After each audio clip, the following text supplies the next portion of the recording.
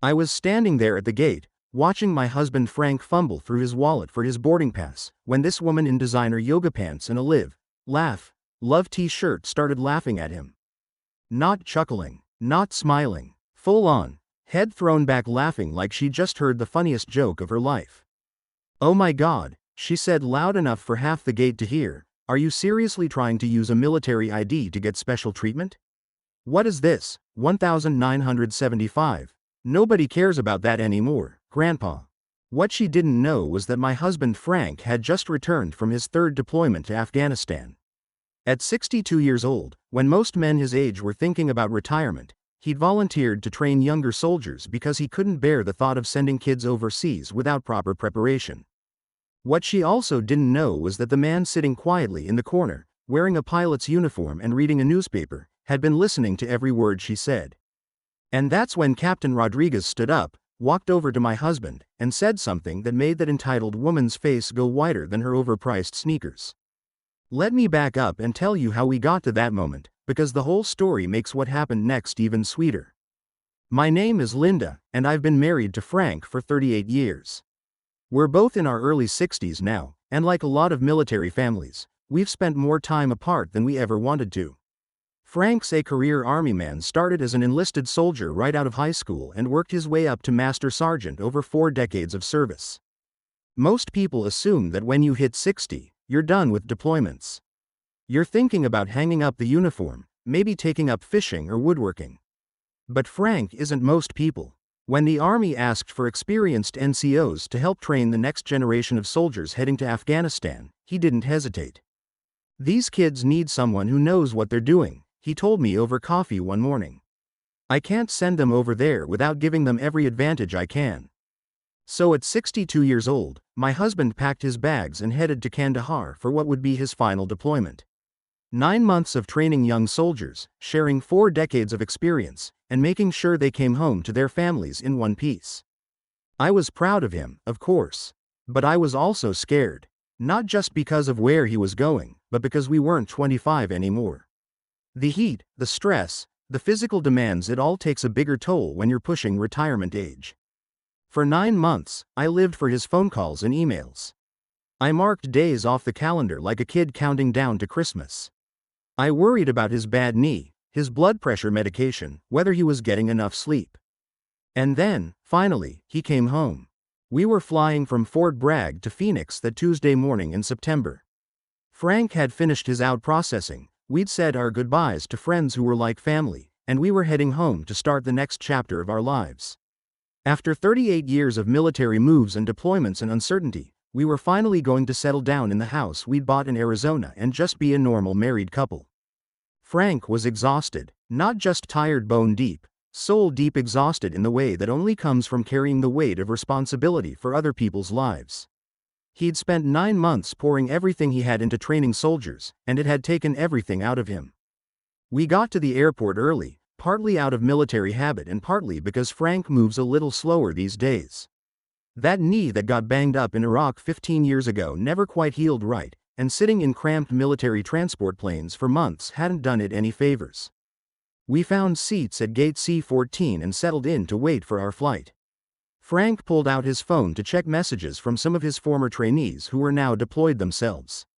His face lit up as he read updates from kids who were using the skills he'd taught them to stay safe and keep their teams together. "Listen to this," he said, showing me a message from a young sergeant named Martinez. "He says the convoy training you taught us probably saved our lives yesterday. We knew exactly what to do when we hit that IED. Thank you for everything, Top." That's when I saw my husband's eyes get a little misty. After all these years, after all these deployments, he still got emotional thinking about his soldiers. "You did good, honey," I told him, squeezing his hand. "You brought them home. Some of them," he said quietly. "Not all of them. That's the thing about military families that civilians don't always understand.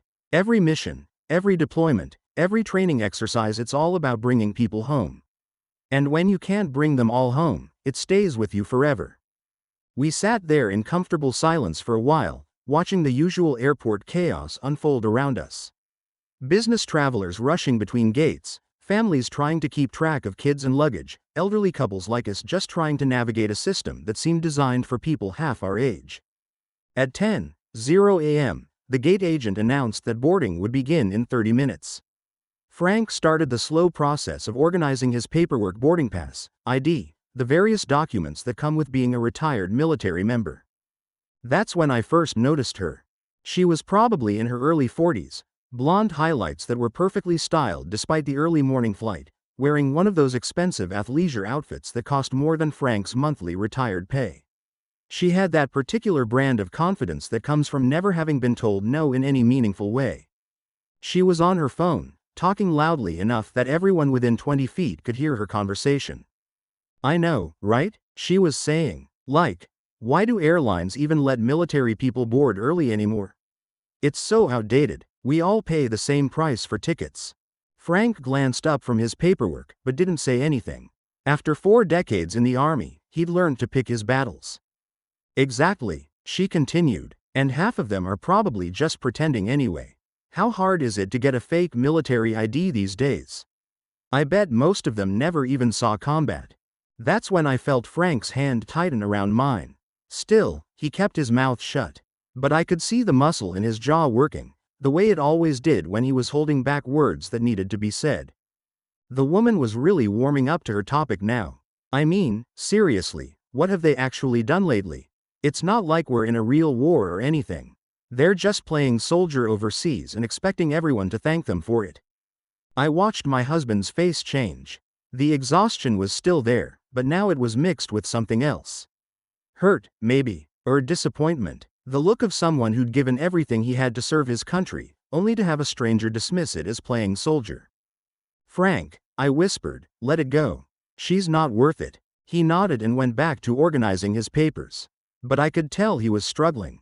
9 months of training kids who might not come home, 40 years of service to ungrateful people like this woman, and now he had to sit there and listen to her mock everything he'd dedicated his life to. At 10:15, the gate agent picked up her microphone. "Ladies and gentlemen, we're now ready to begin pre-boarding for Flight 847 to Phoenix. We'll start with passengers requiring assistance, families with small children, and active military personnel." Frank stood up slowly, his knee protesting after sitting for so long. He gathered his documents and started making his way toward the boarding line. That's when designer yoga pants decided to make her move. "Excuse me," she said loudly, stepping right in front of Frank as he approached the gate. "Are you actually military, or are you just pretending to get special treatment?" The entire gate area went quiet. Conversations stopped mid-sentence. People looked up from their phones. Even the crying baby in the corner seemed to pause for a moment. Frank looked at her with the patience of someone who'd dealt with difficult people his entire career. "Yes, ma'am, I'm military." "Really?" She crossed her arms and looked him up and down like he was lying about the weather. "Because you look pretty old to be a soldier. What are you, like, 70? "I'm 62, Frank said calmly.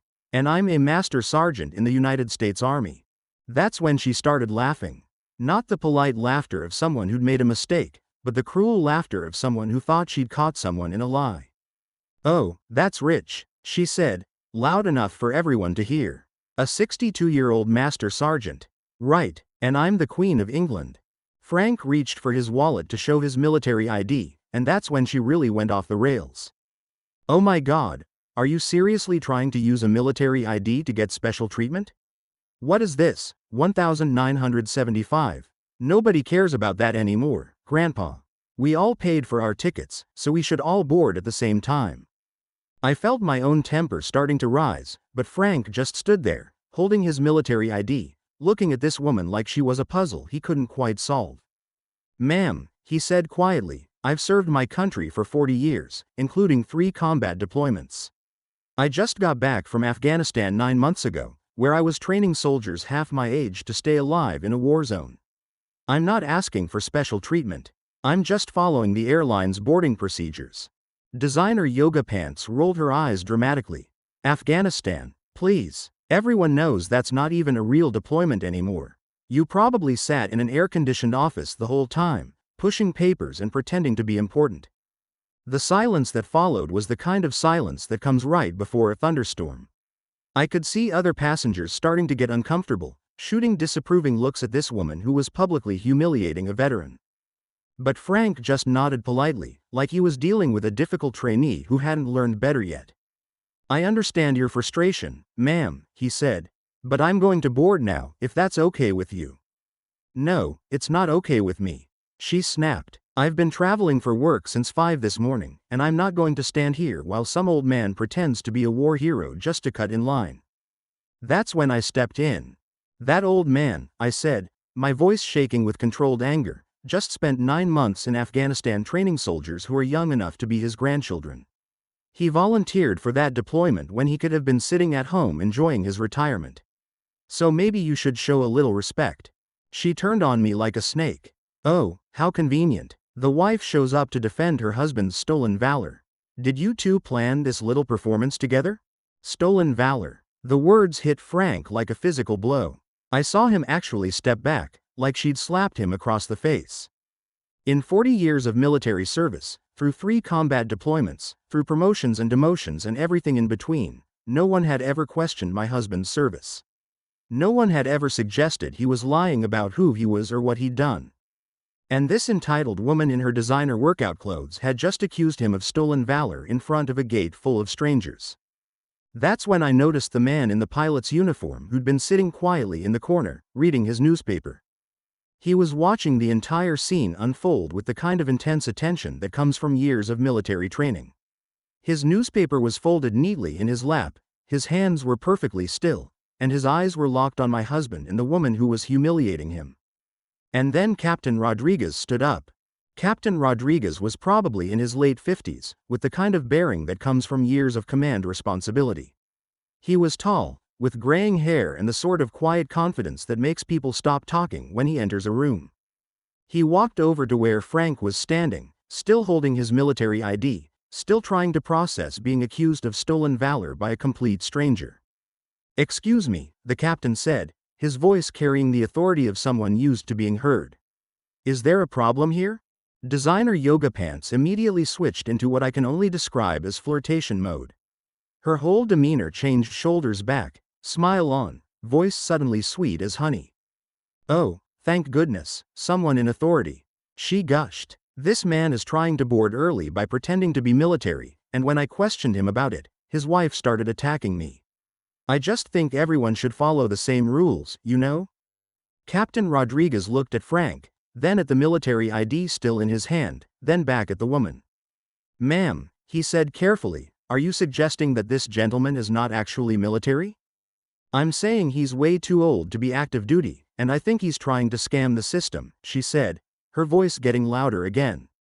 "I mean, look at him. He's got to be 70 years old." The captain nodded thoughtfully, then turned to Frank. "Sergeant, may I see your ID?" Frank handed it over without a word, his face flushed with embarrassment and anger. Captain Rodriguez examined the ID carefully, then looked up at Frank with an expression I couldn't quite read. "Master Sergeant Frank Mitchell, United States Army," he said, loud enough for everyone in the gate area to hear. 40 years of service, 3 combat deployments, recently returned from Afghanistan. He handed the ID back to Frank, then turned to face designer yoga pants. "Ma'am, this man has served our country with distinction for 4 decades. He's earned the right to board early, and he's earned your respect. I suggest you apologize." But instead of apologizing, she doubled down. "How do I know that ID is real?" she demanded. "Anyone can fake a military ID. And even if it is real, that doesn't give him special privileges that the rest of us don't get." That's when Captain Rodriguez did something that made my heart skip a beat. He reached into his jacket pocket and pulled out his own military ID. "Ma'am, I'm Captain Rodriguez, United States Air Force, currently flying for this airline on my off time. I'm also a veteran of Iraq and Afghanistan, and I can assure you that Master Sergeant Mitchell's ID is absolutely genuine." The woman's face went pale, but she wasn't ready to back down yet. "Well, that's just great," she said sarcastically. "The boys' club sticking together. I still don't think age should give people special treatment." "Age?" Captain Rodriguez repeated, his voice getting dangerously quiet. "Ma'am, this isn't about age. This is about service. This man has spent 40 years defending your right to stand here and insult him. The least you can do is show him some courtesy." But designer yoga pants was beyond reason at this point. "Oh, please," she snapped. "Defending my rights? From who? It's not like we're being invaded. All these military people acting like they're heroes when they're really just government employees with fancy uniforms." The silence that followed was deafening. Even the gate agent had stopped what she was doing to stare at this woman who had just insulted every service member in earshot. And there were several of them. I'd noticed them when we first sat down: a young Army specialist heading home on leave, a Navy petty officer in dress blues, an older Air Force master sergeant who looked like he was probably retiring. They were all staring at designer yoga pants with expressions that ranged from disbelief to barely contained anger. Captain Rodriguez took a deep breath, and I could see him making the kind of calculation that military officers make when they're deciding how much force a situation requires. "Ma'am," he said, his voice now carrying the full weight of his authority, "I'm going to ask you once more to apologize to Master Sergeant Mitchell for questioning his service and his integrity. And I'm going to tell you once more that I don't owe him anything." She shot back. "Just because he chose to join the military doesn't make him better than the rest of us." That's when Frank finally spoke up. "You're right," he said quietly. Everyone turned to look at him, including designer yoga pants, who looked surprised that he was agreeing with her. "You're absolutely right," Frank continued. "My military service doesn't make me better than you. It just makes me different. It means I've spent 40 years learning that some things are worth fighting for, and some things are worth sacrificing for, and some people are worth protecting." He paused, looking directly at the woman who'd been insulting him. "It means I've buried friends who died protecting the rights of people who despise them. It means I've missed birthdays and anniversaries and graduations because I was somewhere else, doing a job that most people can't or won't do. It means I've seen things and done things that I'll carry with me for the rest of my life." His voice was getting stronger now, more confident. "So no, my military service doesn't make me better than you. But it does mean that when an airline offers to let me board early as a small token of appreciation for that service, I'm going to accept it graciously. And if you have a problem with that, well, that says a lot more about you than it does about me." Designer yoga pants stood there for a moment, her mouth opening and closing like a fish out of water. She clearly hadn't expected Frank to defend himself so eloquently. "Well," she finally sputtered, "I still think it's unfair." That's when Captain Rodriguez played his ace. "You know what, Master Sergeant?" he said, turning to Frank with a smile. "I think you're right about fairness. And in the interest of fairness, I'd like to invite you to join me in the cockpit for takeoff." The entire gate area erupted in spontaneous applause.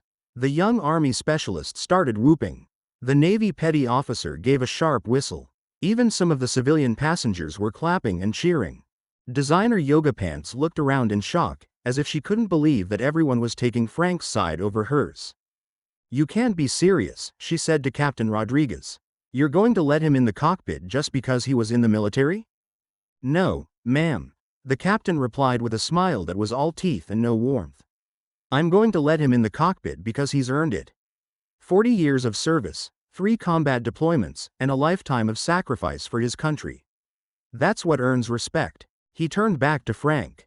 "What do you say, Master Sergeant? Would you like to see how we fly these things?"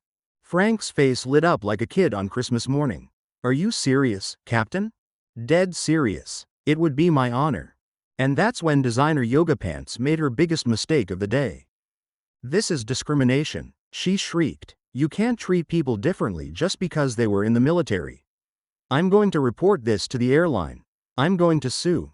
Captain Rodriguez turned to face her one more time, and his expression was no longer patient or professional.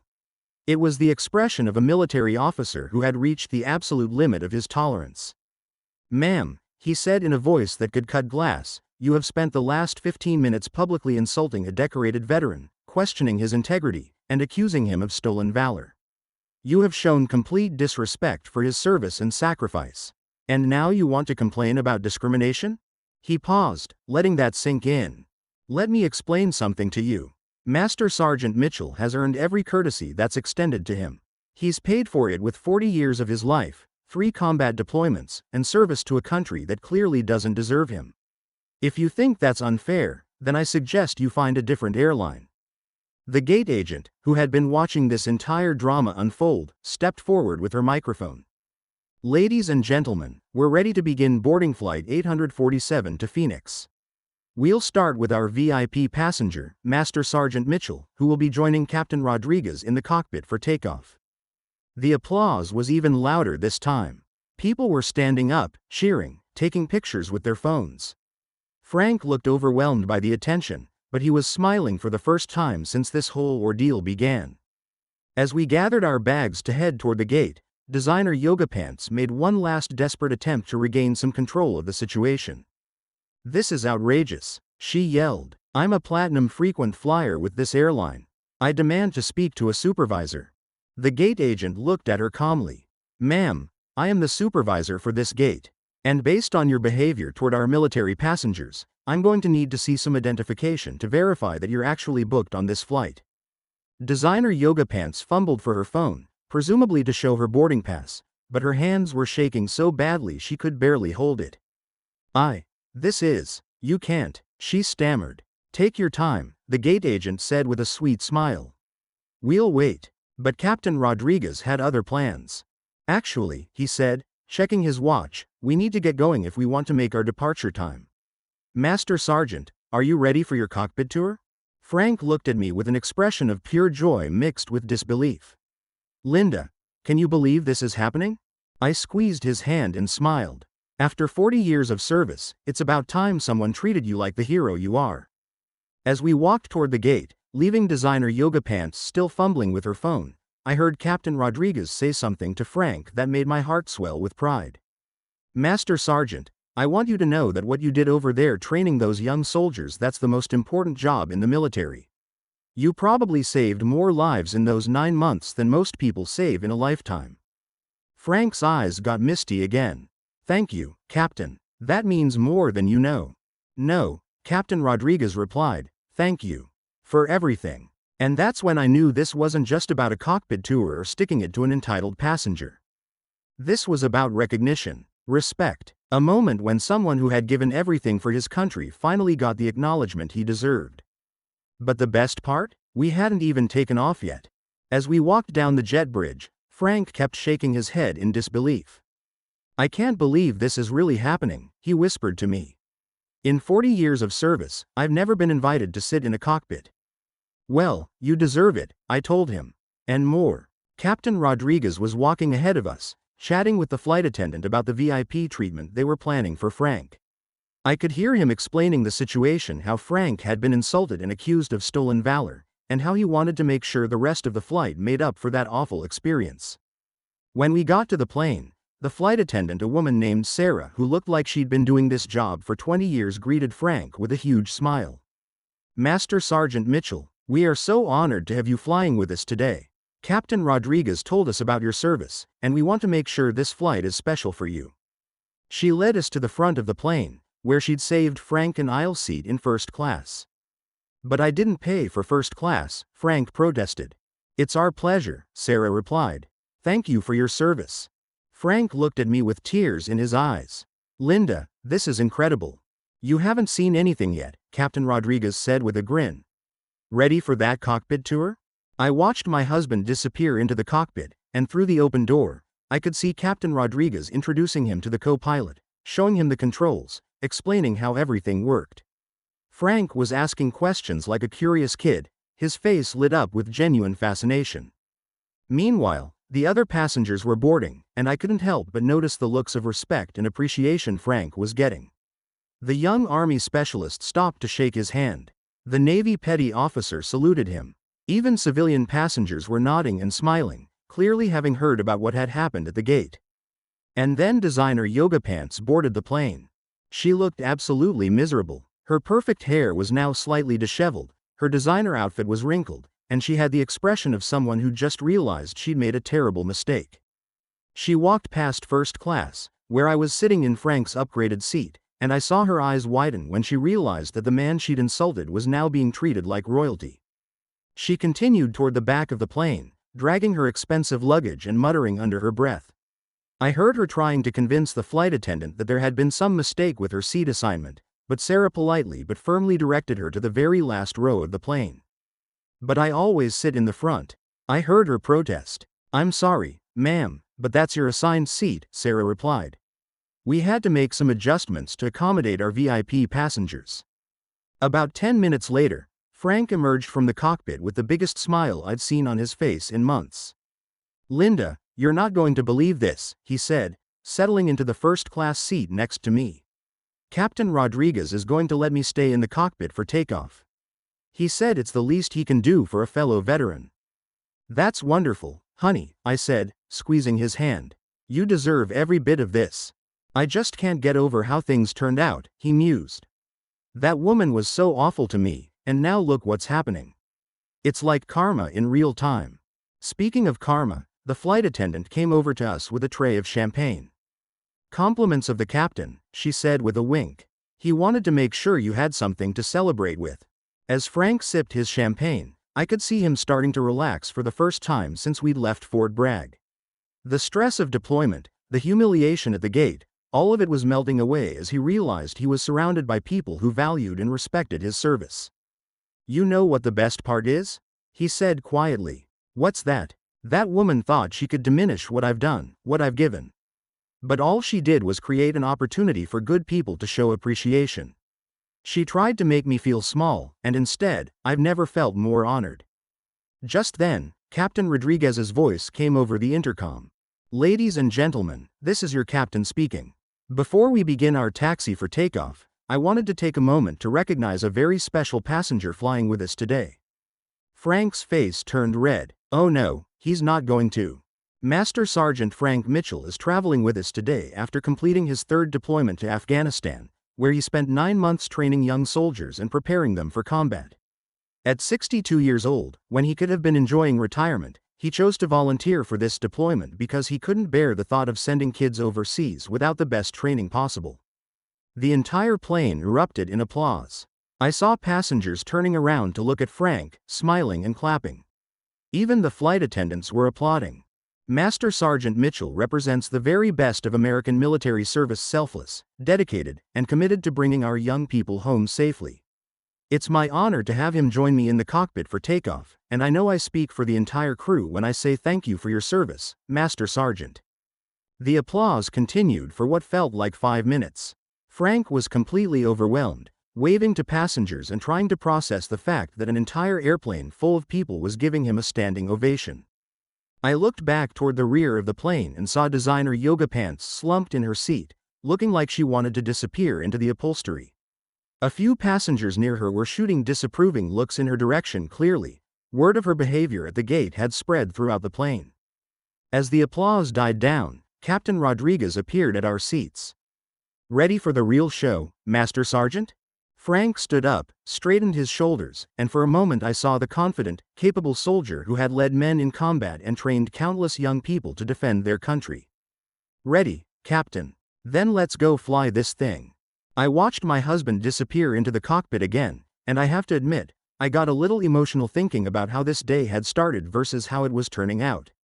What should have been a humiliating experience had turned into one of the proudest moments of Frank's military career. The plane began to taxi toward the runway, and I could see other passengers craning their necks to try to catch a glimpse of Frank in the cockpit. The flight attendant came by to make sure everyone was buckled in, and she stopped to chat with me. Your husband seems like an incredible man, she said. He is, I replied. 40 years of putting his country before himself. He's my hero. Well, he's everyone's hero today, she smiled. Captain Rodriguez has been flying for 15 years, and he's never done anything like this. But when he saw how that woman was treating your husband, something just clicked. He said no veteran should ever be treated that way, especially not someone who's given as much as Master Sergeant Mitchell has. As we approached the runway, Captain Rodriguez's voice came over the intercom again. Ladies and gentlemen, we're next for takeoff. I have Master Sergeant Mitchell here with me in the cockpit, and he tells me he's never seen a takeoff from the pilot's perspective. So we're going to make this extra special. The engines roared to life, and I felt the familiar sensation of being pressed back into my seat as we accelerated down the runway. But this time was different, because I knew Frank was up front, experiencing something he'd never experienced before, being honored in a way he'd never been honored before. As we lifted off and climbed into the sky, I heard laughter and cheering from the cockpit. Frank was clearly having the time of his life. About 20 minutes later, he returned to his seat, his face flushed with excitement. "Linda, that was incredible," he said, practically bouncing in his seat like a kid. "I could see everything. The whole takeoff, the city getting smaller below us, the mountains in the distance. And Captain Rodriguez let me talk to air traffic control." "You talked to air traffic control?" "Just to say hello, but still. Can you believe this day?" I looked at my husband, this man who had given so much for his country, who had been insulted and humiliated by a stranger just an hour ago, who was now glowing with joy and pride, and I felt my own eyes getting misty. "I'm so proud of you," I told him. "And I'm proud that everyone else can see what I've always known, that you're an extraordinary man." Frank squeezed my hand. "You know what I keep thinking about?" "What?" "That woman back there. She was so angry, so bitter about a small courtesy being extended to someone who's served. And look what her anger accomplished. It created an opportunity for amazing people to show incredible kindness. She tried to tear me down, and instead, she lifted me up higher than I've ever been." I glanced back toward the rear of the plane, where designer Yoga Pants was sitting alone, probably regretting every word she'd said at the gate. "I almost feel sorry for her," I said. "Almost," Frank agreed. "But then I remember that she chose to be cruel to a stranger for no reason other than her own selfish convenience. Actions have consequences." The flight attendant came by with lunch service, and she had a special meal for Frank. Apparently the captain had arranged for him to get the first-class meal service as well. "This is from Captain Rodriguez," she said, setting down a plate that looked significantly better than anything I'd ever been served on an airplane. "He wanted to make sure you were well taken care of." As Frank dug into his upgraded meal, I couldn't help but reflect on the difference between how people choose to treat each other. In the span of one morning, we'd encountered someone who chose cruelty and someone who chose kindness. The results spoke for themselves. But the story wasn't over yet. About an hour into the flight, Sarah came by our seats with a concerned expression. "Mr. and Mrs. Mitchell, I'm sorry to bother you, but we have a bit of a situation in the back of the plane." "What kind of situation?" Frank asked. "Well, it seems the passenger who was unpleasant to you at the gate is now claiming that she's being discriminated against because of your special treatment. She's demanding to speak to the captain and threatening to file complaints with the airline." Frank and I exchanged glances. Even after everything that had happened, designer Yoga Pants still couldn't accept that her behavior had been wrong. "What would you like us to do?" I asked. Sarah smiled. "Actually, Captain Rodriguez has a plan. He was wondering if you'd be willing to help with a little demonstration of military bearing." "What kind of demonstration?" "Well, let's just say he thinks it's time for a lesson in respect and consequences." "Are you interested?" Frank's eyes lit up with mischief. "After 40 years in the army, I'm always ready to conduct a training exercise." And that's when I knew designer Yoga Pants was about to get an education she'd never forget. 20 minutes later, Captain Rodriguez's voice came over the intercom again. "Ladies and gentlemen, this is your captain speaking. We're currently cruising at 35,000 feet, and we should be arriving in Phoenix right on schedule. I wanted to take a moment to address something that's come to my attention during our flight." I could see passengers looking around curiously, wondering what was going on. Earlier today, at the gate in Charlotte, one of our passengers publicly insulted and humiliated Master Sergeant Mitchell, questioning his military service and accusing him of stolen valor. This passenger suggested that military personnel don't deserve the small courtesies that airlines extend as tokens of appreciation for their service.